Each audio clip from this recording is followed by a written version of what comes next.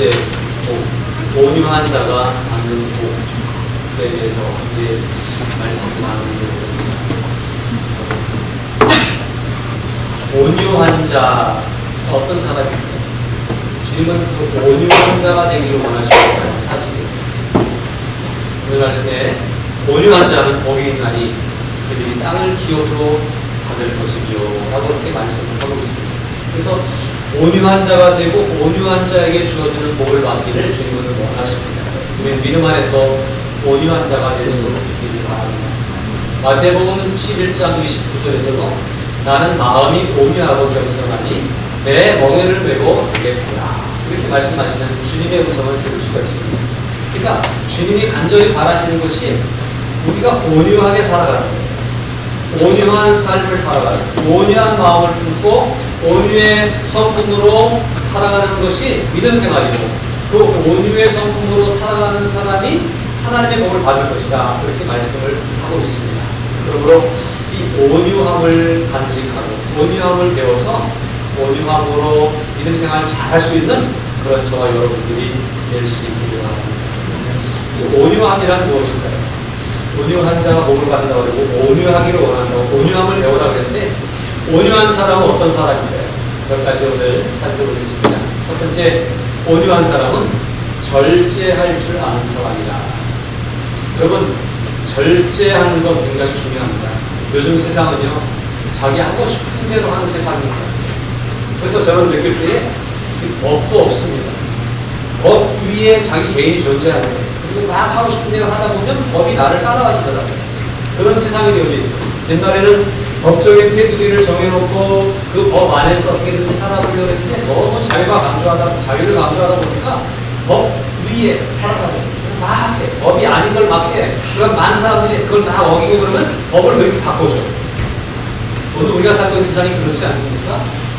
그런데 우리가 세상의 법뿐만 아니라 우리 신앙적으로 우리 마음의 법을 정해놓고 그 법 테두리 안에서 살 수 있도록 힘쓰는 그런 우리들이 이루어져야 하겠습니다. 그 절제라고 하는 것은 굉장히 중요한 미덕입니다. 하고 싶은 대로 하는 게 아니라 하고 싶은 것을 억제하고 절제할 줄 알아야 됩니다. 우리가 하고 싶은 이 어떤 그 근본적인 욕구들이 있고요. 또 그 외에 우리들이 욕심에 대해서 욕심이 있어서 하고자 하는 것, 얻고자 하는 것들이 참 많습니다. 그러나 하고 싶은 대로 하다간 선악과를 따먹는 결과를 가져올 수밖에 없습니다. 그러므로 하고 싶지만 절제할 수 있는 그런 미덕이 우리 가운데 있어야 된다고 하는 거예요.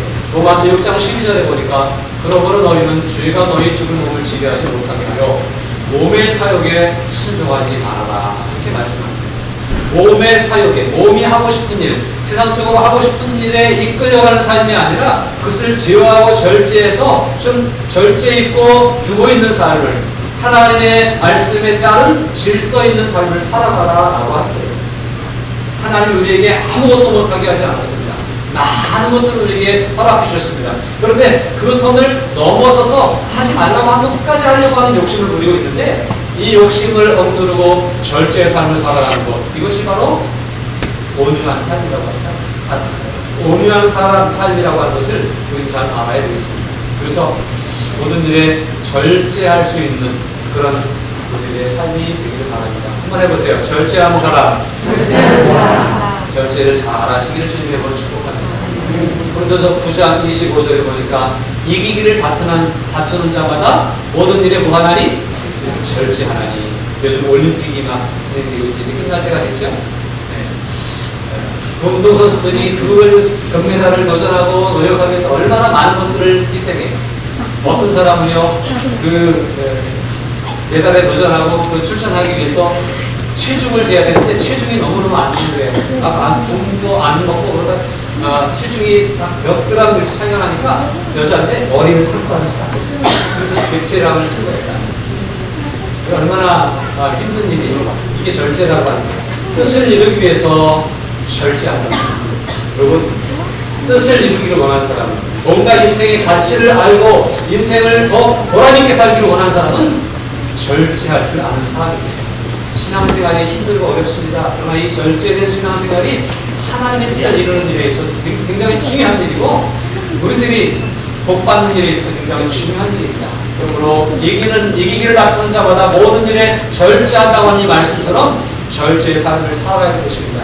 또 27절에 뭐라고 그랬냐면요. 내가 내 몸을 쳐서 복종하게 하는 이렇게 말하고 있어요. 바울은 자기가 절제하려고 하고 자기가 노력하고 정말 애쓰는데도 불구하고 잘 안 된다는 거예요. 마치 우리들처럼. 우리가 신앙생활을 잘하고 싶고 하나님을 잘 섬기고 싶고 말씀을 따라 살아가고 싶지만 자꾸 욕심에 이끌리고 자꾸 세상 것들에게 귀 기울여지는 모습을 볼 때에 안타까운 거예요. 그러니까 어떻게 해요? 자신을 쳐서라도 복종시키고 싶어하는 바울의 모습처럼 어느 분들이 이런 수고와 노력이 있지 않으면 아니 될 줄도 없습니다. 그러므로 자신을 쳐서 복종시켰던 바울처럼 오늘 우리들도 모든 일에 절제할 줄 아는 믿음의 사람이 되시기를 주님으로 축복합니다. 다음으로 온유한 사람의 특징은 겸손한 사람이다. 아까 나는 마음이 온유하고 겸손하니 내게 배우라고 주님은 말씀하시고 있지 않습니까? 마태복음 11장에서 그처럼 온유와 겸손은 이게 쌍둥이처럼 붙어 다니는 것 같아요. 그래서 우리 온유한 사람의 또 한 특징은 바로 겸손한 사람이다 라고 하는 말씀이에요. 빌립보서 2장 3절 4절을 보니까 아무 일이든지 다툼이나 후욕으로 하지 말고 오직 겸손한 마음으로 각각 자기보다 남을 낮게 여기고 각각 자기 일을 돌볼 뿐더러 또한 각각 다른 사람의 일을 돌보아 나의 기쁨을 충만하게 하라 이렇게 말씀하면서 아무에게 다툼이나 후회할 따라 살지 말라. 내가 오르니 네가 오르니 내가 먼저니 네가 먼저니 이렇게 다투는 일들이 우리 가운데 얼마나 많습니까? 그럼 먼저 되고 싶습니까? 나중 되고 싶습니까? 우리가 기도할 때도 하나님 우리의 자녀들은 머리가 될지언정 꼬리가 되지 않게 해주세요. 계속 기도하고 그러다 보니까 앞서가는 게 최고라고 생각해요. 물론 그렇게 됐으면 좋겠어요. 우리가 제일 밑에 바닥에 사는 사람이 아니라 고차원적인 삶을 사는 사람이 미쳐겠어요. 그걸 우리가 추구하고 소망하지만 그러나 그 일을 위해서 다투는 가운데에 다른 사람을 밟아야 내가 올라간다고 하는 잘못된 약육 방식의 사고 방식에서 벗어나서 다른 사람도 높여주고 나도 올라갈 수 있어야 될 것입니다. 선거철이 가까이 다가오면서 각 당청당마다 경선을 치르고 있습니다. 그런데요, 참 우리가 때마다 느끼는 것이지만 난 이렇게 하겠습니다. 나를 좀 알아주세요 라고 하는 말이 아니라 저 사람은 이런 사람이니까 찍어주면 안 됩니다. 반면에 나는 그렇지 않습니다. 그래서 올라가는 남을 찍어내리고 내가 올라가려고 하는 것이 사람의 속성입니다. 우리에게도 다 이런 속성들이 있습니다. 우리 이정원 형제가 학교에서 아이들 같이 5학년 다니라고 했는데 새롭게 느끼는 것이 있다. 5학년이라 했는데 맨날 잃는 선생님 쟤는 이랬어요. 선생님 제가 저랬어요. 이런다는 거. 이게 그뿐입니까? 저 어릴 때 주일학교에서 선생님 누구누구 기도 시간에 눈 떴어요. 그게 우리들의 모습이에요. 남보다 내가 올라가고 다른 사람을 끌어내리고 내가 올라가려고 하는 모습이 다툼이나 허영심이 우리들을 지배하고 있는데 이것들을 절제하고 이것을 억누르면서 그 속에서 반대로 주님을처럼 주님의 마음을 닮아서 온유함으로 겸손함으로 내려갈 수 있는 우리들의 이야기겠습니다. 빌립보서 2장에서는 뭐라 했어요? 나보다 다른 사람을 더 낮게 여기라, 높게 여기라는 거예요. 더 좋은 사람으로, 더 훌륭한 사람으로. 참 잘했는데 이번에 상을 받으시오. 기다렸다는 시 그래야죠. 그렇게 받는 게 아니라 저 사람이 더 훌륭합니다. 양보할 줄 알고 인정해 줄 줄 아는 그러한 모습이 그리스도인의 모습이요. 그러한 모습이 온유한 자의 모습이라고 하는 사실입니다. 오늘 우리들이 이렇게 겸손할 줄 알기를 바랍니다. 이 빌립보서 2장 3절 4절 이 뒤에는 뭐라고 말씀하고 있냐면요. 5절부터 8절인데 너희 안에 이 마음을 품으라. 이거 뭐예요? 앞에서 뭐라고 했어요? 앞에서 뭐라고 했어요?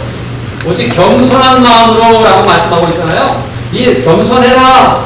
다툼과 허영에 빠지지 말고 겸손해라 그러면서 다시 또 말하기를 너희 안에 이 마음을 품으라. 이 마음은 누구의 마음이에요? 곧 그리스도 예수의 마음이 예수님 어떤 분이었어요? 그는 근본 하나님과 본체시나 하나님과 동등됨을 취할 것을 여기지 아니하시고 오히려 자기를 비워 종의 형체를 가져 사람들과 같이 되셨고 그 다음에 어떻게 했어요? 사람의 모양으로 나타나서 자기를 낮추시고 죽기까지 복종하셨으니 십자가의 죽으심이라 이렇게 말씀하고 있습니다. 여러분 진정한 겸손을 예수님에게로부터 배울 수 있기를 바랍니다. 예수님이 친히 그 겸손의 모습을 보여주셨습니다. 높고 높은 보좌 위에 계셔야 되는 그분이 그것을 포기하시고 누구도 다 그분을 인정하지 않을 수 없어요. 그분은 거기 계셔야 되는 분이에요. 그런데 스스로 그것을 내려놓고 이 낮고 선한 곳에 오셔서 우리보다 더 낮은 곳으로 내려가시고 음부의 권세 아래까지 떨어지시면서 우리를 위해서 겸손의 모습을 보여주셨고 우리를 구원하시는 일을 위해서 희생하고 헌신하셨습니다. 그리고 말씀하시기를 이 마음을 이 겸손을 배워라. 그것이 그리스도인의 삶이다 라고 말씀하고 있습니다. 그러므로 우리 모두 주님의 겸손함을 배워서 온전한 믿음의 사람으로 온유함을 이룰 수 있는 주님의 자녀들이 될 수 있기를 바랍니다. 두 번째로 온유함이라고 하는 것은 너그러우며 쉽게 성이 되지 않는 것입니다. 온유라고 하는 그 말 단어의 뜻은 뭐죠? 따뜻하고 부드럽다라고 하는 뜻입니다. 너그러움 모든 사람들 앞에 좀 너그러움이 있기를 바랍니다. 안녕하라고 하는 말씀이 성경에 참 많이 있습니다. 다른 사람을 대할 때 이해하는 마음, 너그럽게 봐주는 마음, 용서하는 마음이 있습니다. 그런 마음으로 너그럽게 생각할 수 있고 그 다음에 다른 사람이 나에게 어떻게 해도 실수해도 쉽게 성내지 않는 것, 이것이 바로 온유한 마음인 것입니다. 디모데후서 2장 24절 25절에 이렇게 말씀합니다. 주의 종은 마땅히 다투지 아니하고 가르치기를 잘하며 참으며 거역하는 자를 온유함으로 훈계하시니 꼭 하나님이 그들에게 회개함을 주사 진리를 알게 하실까 하며 이렇게 말씀합니다. 온유한 사람은 다투지 않습니다. 온유한 사람은 모든 사람에게 이렇게 온유함을 나타내고 너그럽게 이해해 줍니다. 심지어 25절 벌써 거역하는 자에 대해서도 벌하거나 징계하거나 책망하거나 대접하는 것이 아니라 거역하는 자에게 온유함으로 훈계하라. 가르칠 때도 온유함으로 하라. 왜 그랬어? 그러면 안 되지? 라고 하는 것이 아니라 거역하세요. 이것이 온유입니다. 온유함으로 대하라고 그렇게 말씀하고 있습니다. 하루는 예수님의 제자 베드로가 예수님을 찾아와서 주님 사람들이 나한테 죄를 먹으면 몇 번 정도 봐주면 될까요? 7번 정도 맞으면 잘하는 것이겠죠? 라고 말합니다. 그런데 예수님 70번씩 7번이라도 용서하라고 말씀합니다. 그러니까 다른 사람에 대해서는 한없이 너그러우라고 하는 겁니다. 참 쉬운 일은 아닙니다. 우리는요 내 마음이 잘못된 일을 할 때는 이해해 줄 거야. 하나님도 정말 이해해 줄 거야. 또 내가 나에 대해서 너무나 관대합니다. 그러나 다른 사람에 대해서는 자꾸 꼬투리를 잡고 자꾸 지적하면서 그런 것이 우리의 모습입니다. 주님은 비판을 받지 않으려고는 남을 비판하지 말고 내 눈 속에 있는 들보를 빼내고 남의 눈 속에 있는 티를 뭐라고 해라 이렇게 말하고 있지 않습니까? 이것이 주님이 우리에게 가르쳐주시는 진리입니다. 사랑하는 여러분, 사람들을 향해서 너그러운 마음을 가질 수 있기를 바랍니다. 아무리 누가 우리에게 어떻게 한다 해도 성내며 다투는 것이 아니라 이해하고 감싸주고 사랑으로 보내주시기를 주님의 것을 축복합니다. 이것이 바로 온유함의 특징이라고 사실입니다. 네 번째로 온유함의 특징은 용서하며 원수같지 않은 모습입니다. 여러분 그냥 봐주는 정도가 아니라 잊어버려줍니다. 하나님께서 우리에게 내가 너의 죄를 다시는 기억하지 아니하겠다 라고 말씀하신 줄로 믿습니다. 우리는 한없이 부족하죠. 한없이 우리는 허물이 많죠. 여전히 주님을 배신할 때가 많이 있잖아요. 그러나 주님께 나오기만 하면 회개하기만 하면 내가 다시는 너희의 죄를 기억하지 아니하겠다. 과거에 아무리 큰 죄를 졌어도 아무리 많은 잘못을 저질렀어도 한 번에 씻어주시고 다시는 기억하지 아니하겠더라고 그렇게 우리에게 말씀하시는 것처럼 우리 하나님의 사람들도 주님을 따르는 분들도 용서할 줄 아는 사람이고 원수에 대해서도 오히려 원수를 갚는 것이 아니라 사랑으로 대하는 모습을 보여줘야 하는 것입니다. 로마서 12장 19절부터 21절 내 사랑하는 자들아 너희가 친히 원수를 갚지 말고 하나님의 진노하심에 맡기라. 기록되었을 때 원수가 갚는 것이 내게 있으니 내가 갚으리라고 주께서 말씀하십니다. 주님이 하신 일을 내가 하지 말아라. 주님께 맡기고 원수가 갚으려고 하지 말아라. 내가 손해를 봤지만, 내가 사람 때문에 한 괴로움을 당하고 있지만 그것에 대해서 원수 갚으려고 하지 말고 그건 주님께 맡겨드리고 참고 인내하라고 합니다. 내 원수가 줄이거든 먹이고 목마르거든 마시게 하라. 그리함으로 내가 숯불을 그 머리에 쌓아놓으리라. 오히려 그가 어려울 때에 원수니까 잘됐다 그러지 말고 오히려 도와주고 너그럽게 하라. 21절에 악에게 쓰지 말고 선으로 악을 이기라. 저 사람 나에게 악으로 다가오지만 나는 선으로 그를 덮어주라고 합니다. 예수님을 십자가에 못 박는 사람들이 예수님을 향해서 얼마나 많은 조롱을 내뱉었습니까? 얼마나 침뱉음과 핍박을 가했습니까? 그러나 주님은 그 십자가 위에서 이렇게 기도하십니다. 아버지여, 저들이 하는 죄를 저들이 알지 못합니다. 저들의 죄를 용서하여 주옵소서. 이것이 바로 주님의 마음이었고 주님의 너그러움이었고 용서하는 마음이었고 악을 갚지 않는 원수를 갚지 않는 모습이었습니다. 그러나 그 모습들을 누가 아신다는 거예요? 하나님이 아버지가 아시기 때문에 그렇게 해야 됩니다. 그럼 구약에서 참 위대한 신앙인들이 많이 있습니다만 다윗이라고 하는 사람을 우리가 존경하지 않습니까? 다윗은 잘못한 것도 없는데 사울에게 쫓겨다닙니다. 다윗을 잡으려고 2,000명씩 3,000명씩 군대를 거두고 사울이 막 쫓아다니는 거예요. 저 산골짜기로 광야로 도망다니는 다윗을 잡으려고 추격해오는데 완전히 포위당한 상황 가운데 있었습니다. 동굴에 숨어 있는데 거기 완전히 포위하고 그리고 거기 있는 줄 모르니까 사울 왕이 거기서 잠깐 멀리를 보고 있는 가운데 경계가 느슨해졌죠? 다윗의 주변에 들어가더니 사울 왕을 죽일 수 있는 기회가 왔다고 얘기합니다. 그러나 다윗은 뭐라고 합니까? 하나님의 사자를, 하나님의 종을 내가 함부로 죽일 수 없다.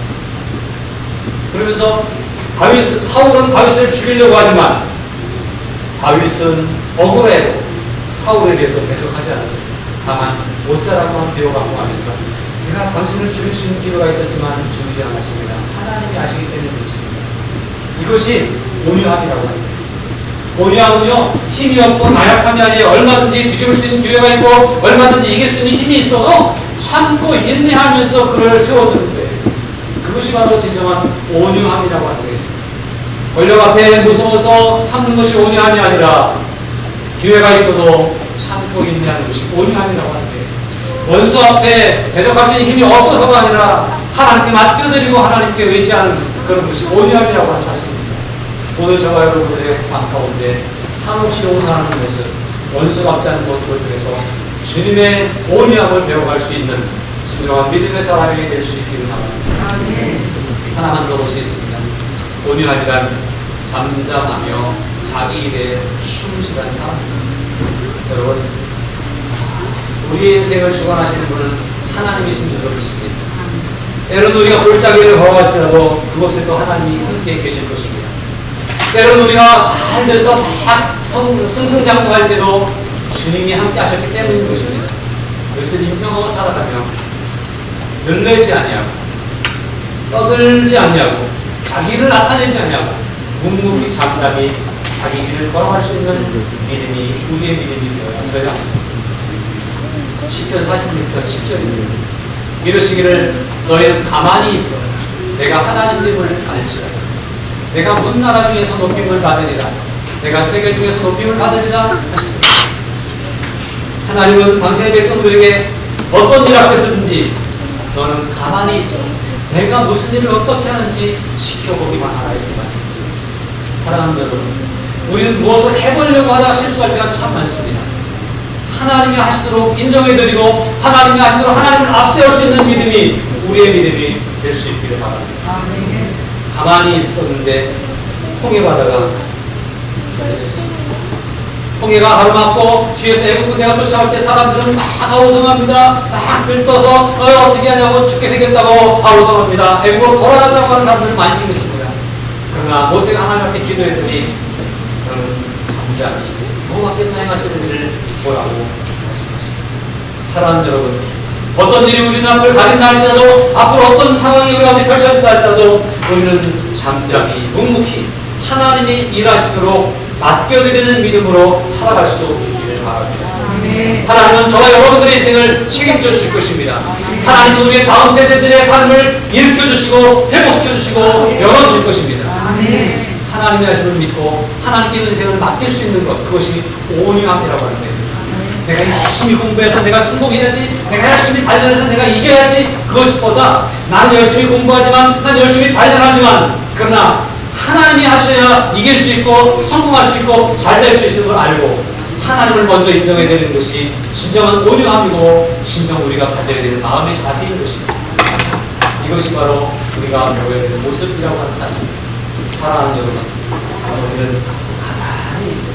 내가 하나님됨을 알지만 하나님이 내 인생에 어떻게 간섭하시는지, 하나님이 내 인생을 어떻게 주관하시고 이끌어가시는지를 바라보면서 소망하면서 하나님께 맡겨드리고 기도할 때 하나님은 길을 열어가실 것이고 인도해 주실 것이고 지시해 주실 것입니다.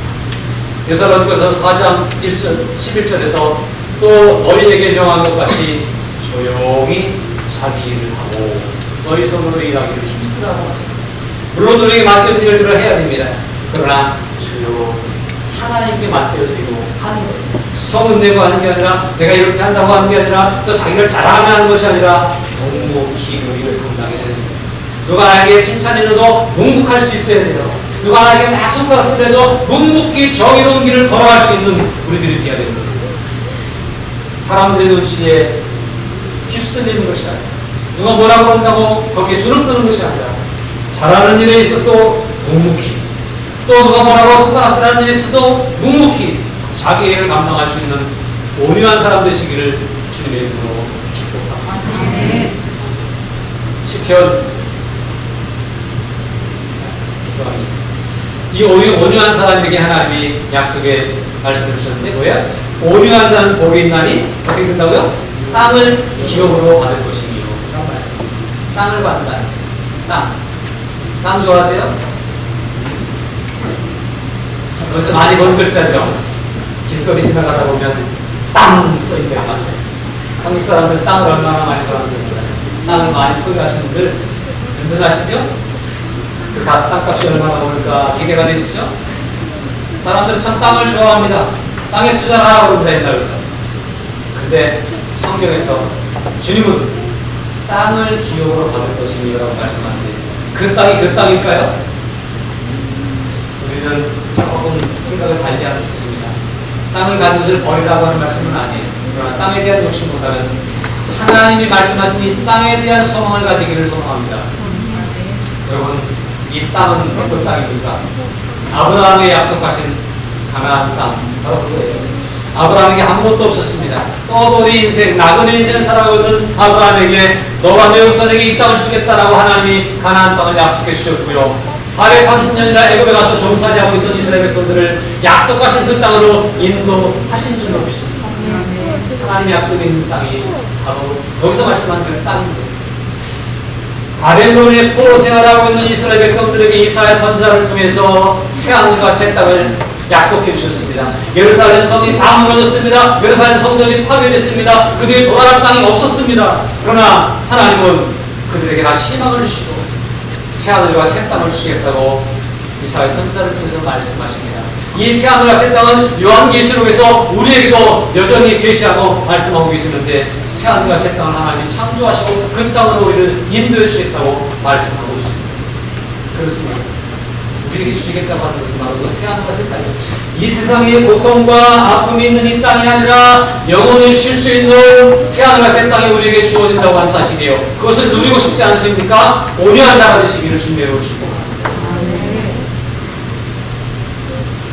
한 번 더 보면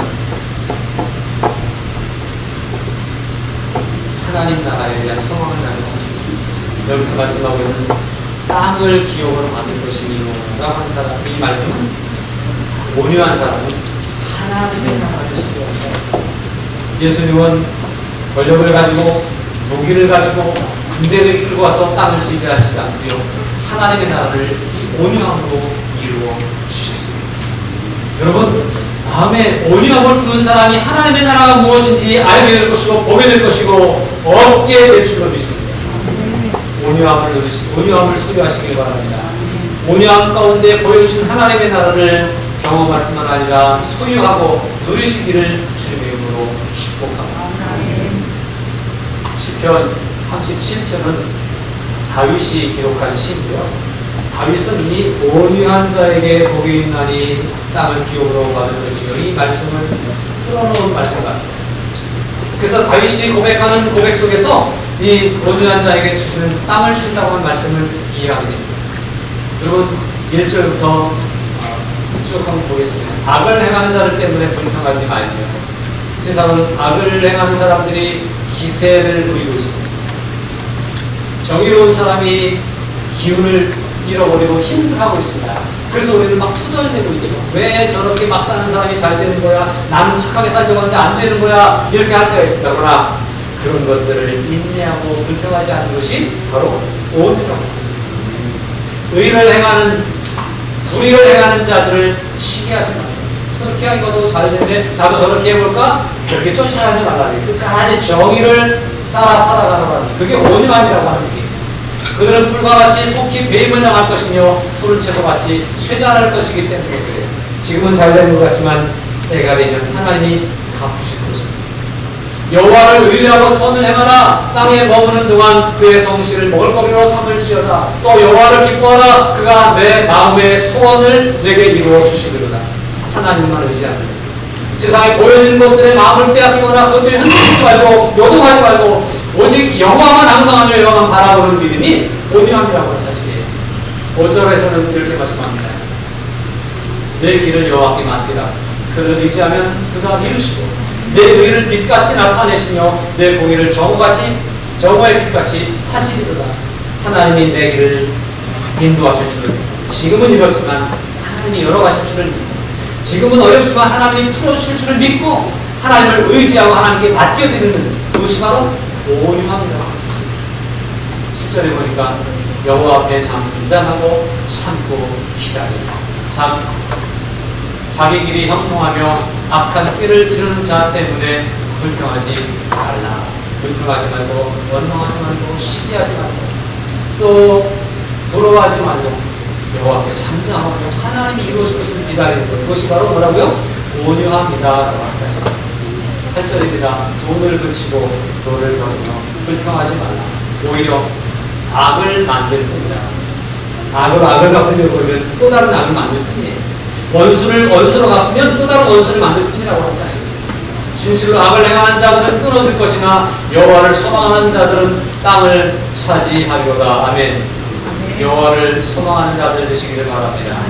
그 하나님이 약속의 땅을, 새하늘과 새 땅을 하나님의 나라로 우리에게 주신다고 말씀하고 있습니다. 잠시 후에는 악인이 없어지리니 내가 그곳을 자세히 살피자도 없으리라. 그러나 온유한 자들은 땅을 차지하며 풍성한 화평으로 즐거워하리라. 이런 일들이 저와 여러분에게 있기를 소망합니다. 그래서 온유함을 품어야 됩니다. 이 온유함은 연습해야 됩니다. 끊임없이 노력하고 끊임없이 연습하고 해야 됩니다. 여러분 보실 때 제가 온유한 사람 같습니까? 그렇지 않은 사람 같습니까? 온유해 보이시죠? 그러나 한없이 온유하지 못함이 스스로 올라오고 어느 순간에 온유하지 못함이 나타나는 경우도 있지 않습니까? 여러분들도 마찬가지예요. 내가 이 정도 착하게 살았지 그런데 어느 순간 자세히 살펴보면 우리 안에 나도 모르게 싹 트고 있는 온유하지 못한 모습들이 있는 것입니다. 그러나 이 모든 것들을 잠재우고 끊임없는 연습을 통해서 온유함을 이뤄가고 온유함을 이루어가고 예수님의 온유를 배워가는 그런 우리 모두가 될 수 있기를 바랍니다. 미국 서부에 목장을 운영하는 옛날에 목장에 말목장을 하는 사람들이 야생마를 길들이는 방법이 있었다고 합니다. 여러분 야생마를 어떻게 길들입니까? 복비를 해도 막 길이 길고 사람이 집에 끌려가야 되는 그런 상황 가운데 이 말을 길들이는 방법 가운데 하나가 뭐냐면 그냥 들판 넓고 넓은 들판으로 끌고 가서 야생마를 그냥 놓아줍니다. 근데 그냥 놓아주지 않고요. 그 야생마의 고삐와 조랑말, 작은 조랑말의 고삐를 서로 꼭 묶어서 떨어지지 않게 두고 풀어준다는 거예요. 그러면 야생마가 조랑말을 끌고 이리 뛰고 저리 뛰고 해서 질질질 끌고서 막 멀리 도망가 보이지 않는 것 같아 도망갑니다. 그런데요, 놀랍게도 며칠이 지나면 온 순순한 말이 되어서 쫄아버려가 타박타박타박타박 원래 찾아온다니까. 막 뛰고 싶은데 이 쫄아말 때문에 뛸 수가 없는, 갈 수가 없는데 가고 싶은 데로 가지 못하는 거예요. 그래서 이 야생마를 길들이는 방법이 잘 못 뛰는 쫄아말을 매달아 놓은 거죠.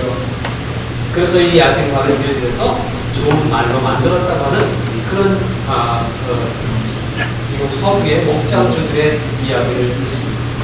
여러분, 저는 이 얘기를 들으면서 야생마 같은 우리의 모습, 절제가 안 되고 온유가 이루어지지 않는 이 온유함이 없는 자꾸 불평이 나오고 자꾸 투덜거리게 되고 자꾸 혈기가 치솟아 오르는 우리들의 모습 가운데 하나님은 어떤 쫄아마를 붙여주셨는가를 생각해보면서 우리가 힘들고 어려운 것들, 하고 싶은 대로 안 되고 자꾸 가로막히는 것들이 나를 길들이기 위한 쫄아마이었으면 좋겠다 하는 생각을 합니다.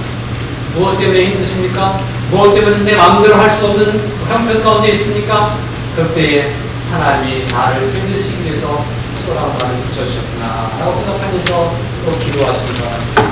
내 마음대로 막 하면 잘못되기 때문에 내가 하고 싶은 대로 하면 절제하지 못하는 삶을 살면 내가 망가지기 때문에 나에게 그 쫄아마를 붙여주셔서 나를 길들여 주시고 나를 온유한 사람 되게 하시기 위해서 그렇게 하셨다고 하는 생각을 하면서 감사하시기 바랍니다. 힘들게 하는 것을 감사하시기 바랍니다.